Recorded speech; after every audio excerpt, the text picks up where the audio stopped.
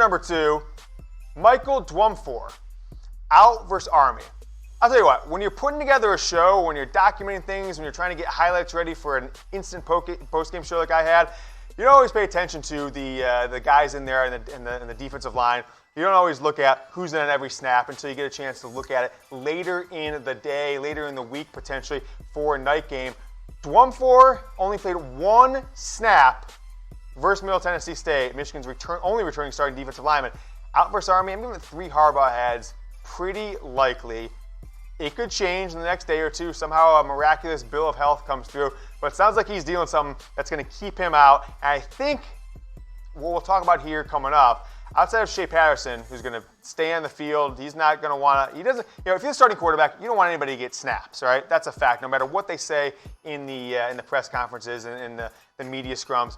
Shea's not going to want Dylan McCaffrey on the field taking a snap, so he's not going to sit out. But a defensive lineman, and the guys we're talking about coming up here, Michigan's trying to get these guys healthy for what looks like a much more challenging Wisconsin game than a lot of people anticipated 2 weeks from Saturday on September 21st. Let's take a look at the snap count against Middle Tennessee State on the defensive line. You'll see Carlo Kemp in the middle there, folks.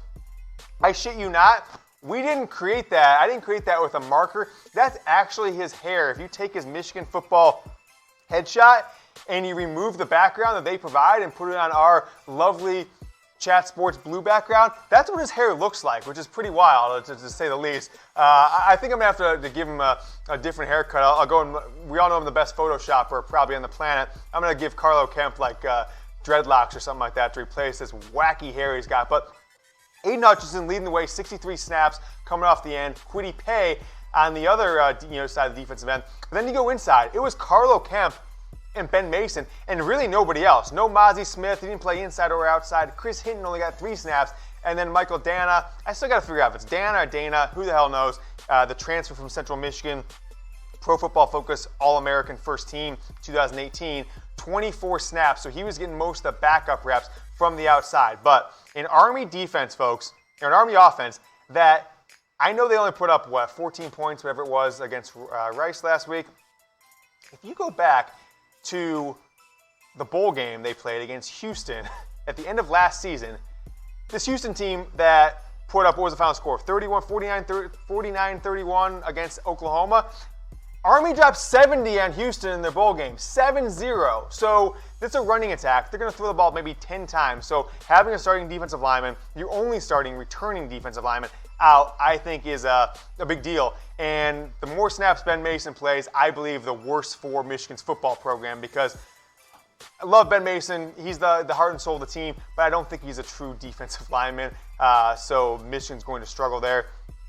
I don't see how they keep Army, from not running all over. I think they'll buckle down inside in the 20. But Dwumfour out, gonna be dicey. Don't be surprised. There's quite a few drives where Army just completely shredding Michigan's defense up the middle, with Dwumfour out and Ben Mason taking a lot of those snaps. I'm gonna give you guys the opportunity to win some straight cash, homie, from my pocket to yours. Predict below in the comments here on YouTube what the score will be, Michigan versus Army. I need you to just give me the score. I also need you to tell me who's going to win. I'll assume it's Michigan, but you got to tell us who's winning. You also got to make sure you subscribe to the channel to be eligible to win the $25. Whoever is the first one to type it, get it correctly, I'm going to Venmo you $25. So my pocket's yours, David. Look, I'm just going to take some cash out of my pocket. I'm going to throw it your way, and you're going to be richer for it just from being a smart Michigan football fan. So put the score below. I'm going to go 35-10 Michigan's my early prediction, but I'm going to give my official one Saturday morning on Twitter before the game. So that is the deal for you. Go ahead and do that now. Jon Runyan Jr., a.k.a. Lil Jon, and it's not a slight at him. I know some of you guys, stop calling him Little John. His dad's Twitter handle is Big John, like 94 or something like that. So one's big, his son is Junior, little. It is what it is. DPJ, Lil Jon, out versus Army. I'm giving this one 3 Harbaugh heads. DPJ, Eddie, I know you're a watcher of the show, but you said DPJ was good to go, man. I trusted you, so we're still in the trust tree. We're still in the nest. But if DPJ is gonna be out, let your boy know. So I'm letting the people know. Nevertheless, I don't think either of these guys are going to play versus Army. I don't think Michigan thinks they need them in order to win. And I think they both want them both to return for that Wisconsin game. Really odd year in college football. How many teams have byes in the month of September with 2 bye weeks, or just how Labor Day and Thanksgiving fall, 2 bye weeks this year. So Michigan's got a bye after the Army game leading into Wisconsin. So I think you'll see both Runyan and Peoples-Jones sit out this game and we'll be back for Wisconsin on September 21st. But let's take a look at the guys that did get in the game on the offensive line in replacement of Lil Jon and the wonderful Andrew Stueber. Ryan Hayes, redshirt freshman, got to start at left tackle. I thought there's some rumblings out there they moved Mayfield, a little more experienced, a little more talented, over to left tackle, protect Shea's blind spot. But maybe it makes sense. If Runyan's going to return in a couple weeks, put Hayes there, keep Mayfield a first-time starter at that right tackle position where he's going to play all year with Stueber out. Have Hayes get the valuable experience. And I gave the offensive line like a C grade because I just didn't see Michigan do enough in the running game, and I saw Shea Patterson take a few too many hits or have to be bailed out by a running back to give them a higher grade. Maybe I was a little too hard on him, but people saying Ryan Hayes played pretty good. Jim Harbaugh, who I don't believe really anything he says at this point because he's just mastered coach speak, did name Hayes the offensive player of the game against Middle Tennessee State. I can make an argument for quite a few other guys, but I'm not an offensive lineman expert. So Hayes, Bredesen, Ruiz, Onwenu, Mayfield. When Lil Jon Runyan was not going to play, not a surprise. The guys under them, Carson Barnhart, true freshman. These are the guys. The offensive line got 79 snaps. They all came out at the same time. And Barnhart, Chuck Filiaga, Vastardis, it's not even a name I'm even that too familiar with, and I saw this one. I've heard the name, etc. And then Joel Hongaford over there at right tackle, I think, is somebody providing some depth.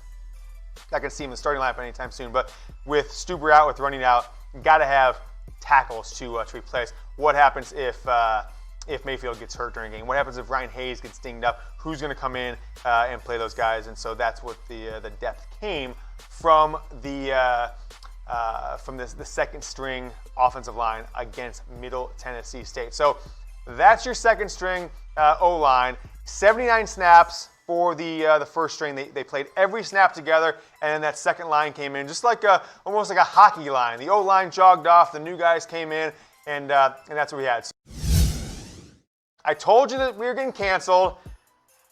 They came in Saturday night after the game. We got done filming highlights. We filmed the grades and put it out Sunday morning. And the facilities team at Chat Sports here, they brought in, they started painting the walls red behind me. I said, F this. I talked to the bureaucrats. I kicked those guys out, the pencil pushers at Chat Sports. I said, what can I do? We didn't get to 5,000. You guys let me down. But now we're gonna do it together. They said, okay, James, you get one more chance. First show, next week. That's this one. Get 200 comments. 200 comments on the show. Show that people still want to keep the show. So subscribe if you can. It's going to help out.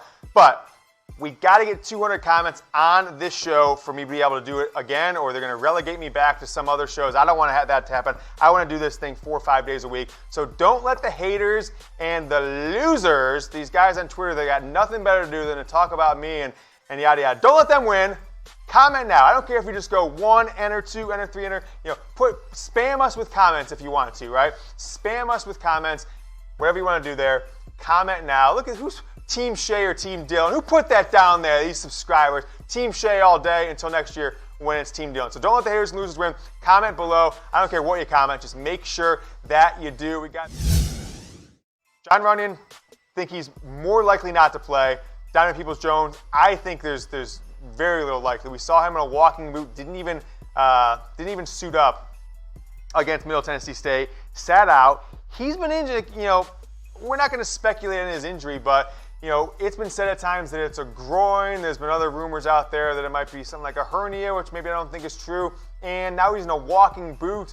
Saw some speculation that it's a high ankle sprain. So I think either he's dealing with multiple injuries or he's just got one that keeps lingering from the spring through the summer now to this first game. But looked pretty in good spirits against Middle Tennessee State when they flashed to him in the pregame, when you saw some footage of him on the sideline talking to receivers in street clothes. Last year when Tariq Black was in his walking boot, and knew he wasn't going to play for the first half of the season and really not make much of an impact at all. You saw Tariq Black kind of mean mug and kind of mad that he wasn't out there because I think he knew he was going to be out for a long time. Seems like DPJ was in good spirits. Hopefully return to the field. He's got 11 games left in his Michigan career, outside of a bowl game, assuming he's going to go pro, which I think is a pretty good assumption at this point after this season. And we want to see him out there as much as possible, but not going to play 3 Harbaugh heads I'm giving on there. I might put out the final word on that here in the coming days. But wide receiver snap count is pretty interesting. Everybody, the blog boys' favorite guy, the guy that they painted murals of on their wall and worshipped as the next great Michigan football receiver, Mike Sainristil. I barely even saw him on the field. He did nothing. He got maybe 1 pass attempt thrown to him at the end of the first half. Ronnie Bell. I'm calling him, I got a nickname for Ronnie Bell now. I'm supporting the players this year, but I got to call Ronnie Bell out for this one. He is Ronnie Drops Bell because he's just dropping three targets in the end zone, 2 of them which hit his hands, the other one maybe an inch outside of his hands. Drops them all, Ronnie. You got to live up to that preseason hype that everyone's throwing at you.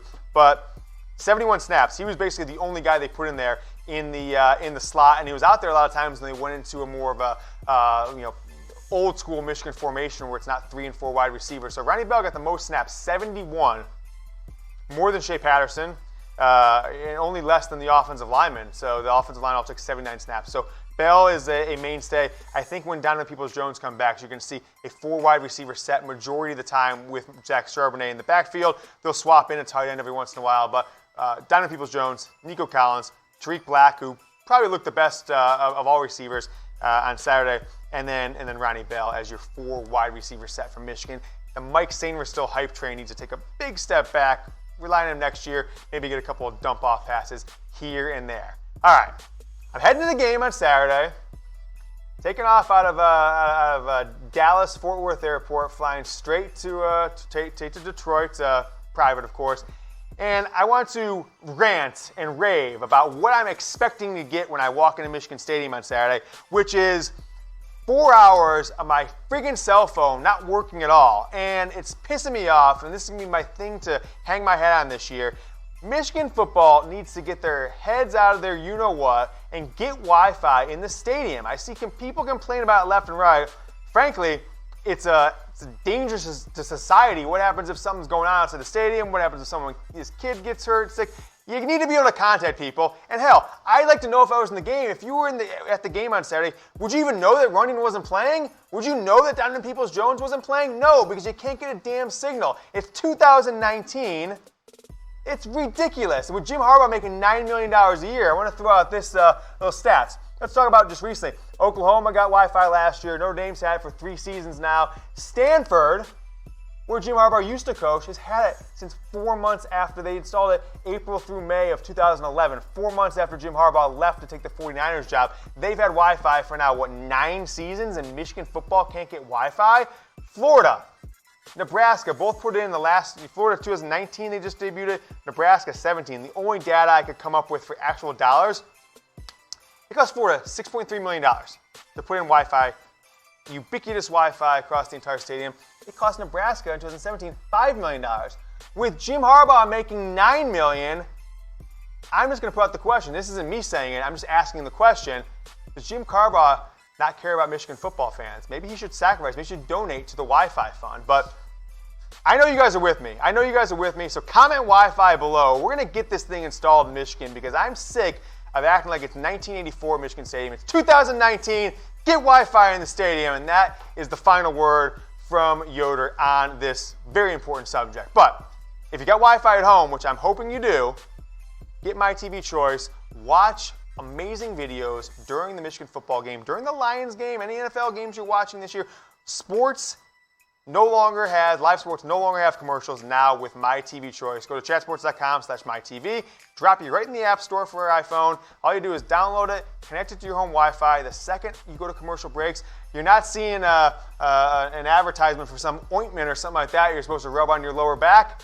You're getting awesome sports videos. The second the game comes on, you're right back to them. So go ahead and do it. Let me know what you think. Send me a tweet or an Instagram when you do, and you will not regret it. All right, folks, Michigan taking on Army this weekend. While you're waiting for the game, we've got more videos from the Michigan Football Report here and here. If you haven't yet, don't let the haters and the losers win. Comment and hit this like button right here. Go Blue.